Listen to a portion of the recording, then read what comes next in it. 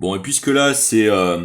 l'hypertrophie du surlignage de la survention de la marche, hein, soi-disant de célébration de l'honneur d'une victime injuste,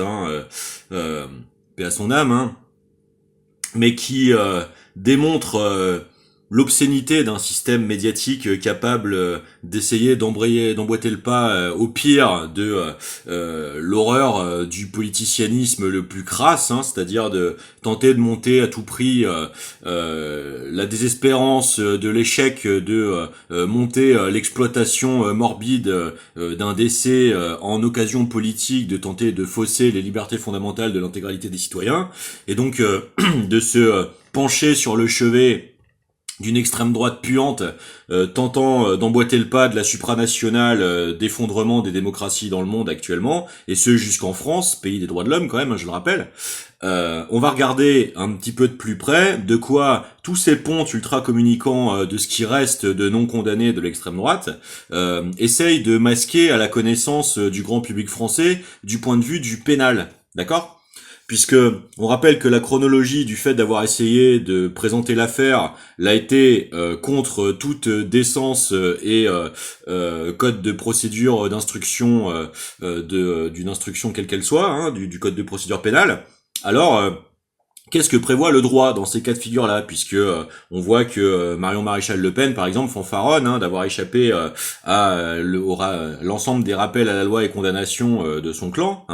et donc de quoi tous ces gens se sont précipités, les Pierre-Yves Rougeron qui, d'après leurs sources, savaient que Monsieur de Ranc s'était rechristianisé et qu'il ne faisait pas de mal à une mouche, à part l'appartenance à des groupuscules néo-nazis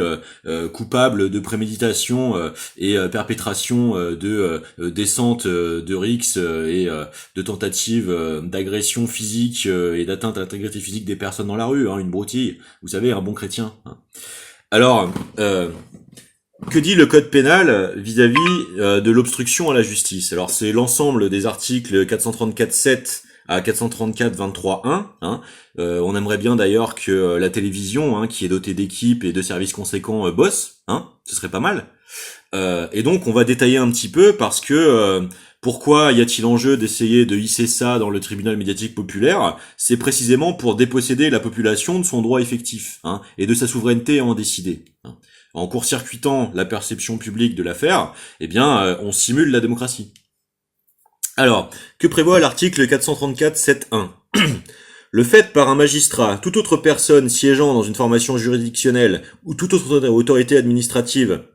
de daigner de rendre la justice après en avoir été requis et de persévérer dans son déni après avertissement ou injonction de ses supérieurs est puni de 7 500 € d'amende et de l'interdiction de l'exercice des fonctions publiques pour une durée de 5 à 20 ans. Donc ça, ce serait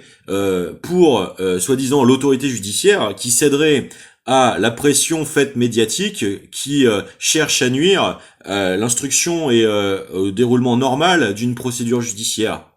Parce que faut quand même bien comprendre qu'actuellement, derrière l'affaire, il y a la tentative de créer un précédent dans la métempsychosisation, l'hystéricisation de la foule, pour créer une hallucination collective qui est censée se substituer à la période électorale normale. Donc c'est pas seulement le fait divers là qui est concerné, c'est la tentative d'articulation publique de l'hypertrophie d'une orientation hyper-exploitationnelle des faits dans un but électoral et politicien.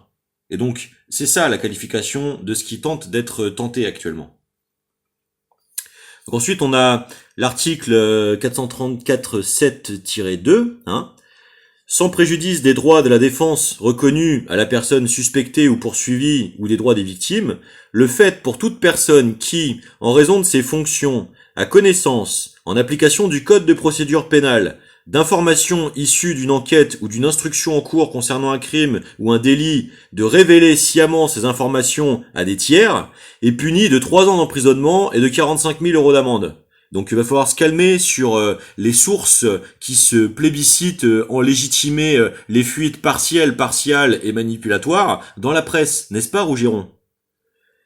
Le fameux proto-magistrat d'Assas, vous savez, quelle observance du droit, c'est fantastique de professionnalisme comme d'intégrité morale et éthique, n'est-ce pas ? Dans le cas prévu au 2e alinéa